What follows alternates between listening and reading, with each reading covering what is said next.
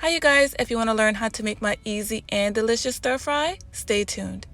So I have some veggies here that I need to chop. I have a red pepper, cabbage, and some green onion. I'm going to go ahead and start with the red pepper by just chopping off the top and cleaning up the pepper a bit, just like so.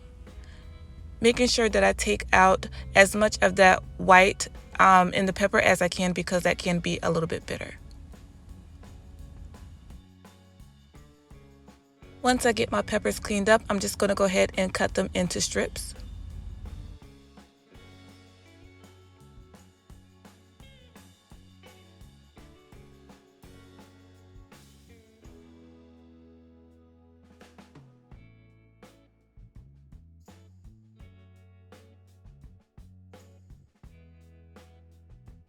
Moving on to my cabbage, I'm just going to go ahead and take out the core and then chop them up in thin strips as well.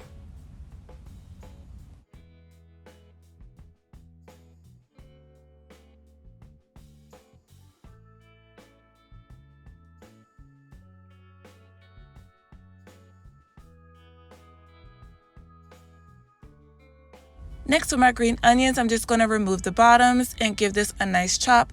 And I'm going to do the white and the green. This will be for the garnish at the end. So I already had some onions that were previously chopped and some carrots as well. So these are all of the veggies that I'm going to be using for this dish. So moving on to my chicken, I had 4 thin, skinless, boneless chicken breasts, and I'm just slicing that on the bias, just like so. And I find that doing this method helps the chicken cook a little bit quicker, and it also helps the chicken retain its moisture, doesn't dry out as fast as if you were to cut them in chunks or something like that. So I'm just going to go ahead and finish cutting up this chicken, just like so. Now we're going to go ahead and season up this chicken. We're just going to do something really simple: salt, pepper, garlic powder, and onion powder, and that's it.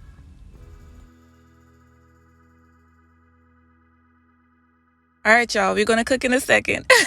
We just have to get the mise en place out of the way. So we're going to go ahead and move on to our sauce, which contains some soy sauce, a couple tablespoons of that, some oyster sauce, maybe a tablespoon or 2 of that, some ginger, a little bit of pepper, some garlic, a lot of garlic because I love garlic, some honey, and a very small splash of sesame oil. You really don't want to use a whole lot of that sesame oil because it will overpower your dish. And if you want to give it a little bit of kick, you can add some sriracha, but because my children are eating this, I didn't add any sriracha. And I also added in a tablespoon or 2 of water.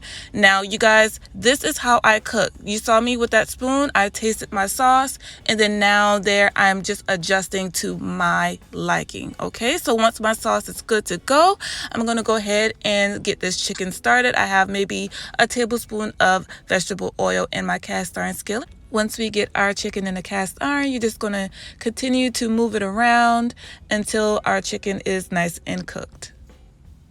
And because we slice the chicken so thin, it doesn't take a whole lot of time to cook at all. So once it's done, you want to go ahead and add in your veggies. And you guys, heads up, if you have a lot of liquid in your pan from cooking your chicken, you just want to take a spoon and scoop that out. You don't want to have a whole lot of liquid in your pan before adding in your vegetables because it will make them soggy.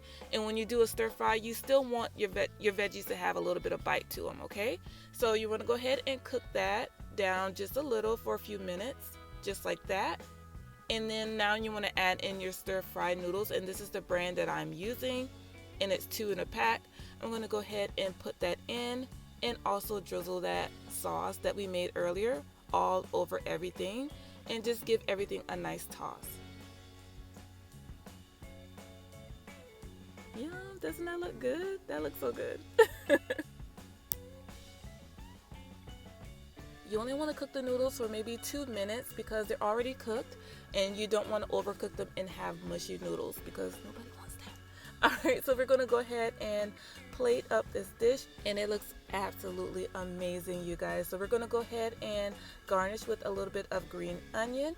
And that is it, you guys. I hope you enjoyed another one pan meal. Let me know what you think in the comments below. And yes, I did add some sriracha because your girl loves spice. And if you do too, I highly suggest you add a little sriracha to this dish. Again, I thank you so much for clicking on this video and watching. If you enjoyed it, make sure that you give me a thumbs up. And I love you guys, and I will see y'all on the next one. Bye.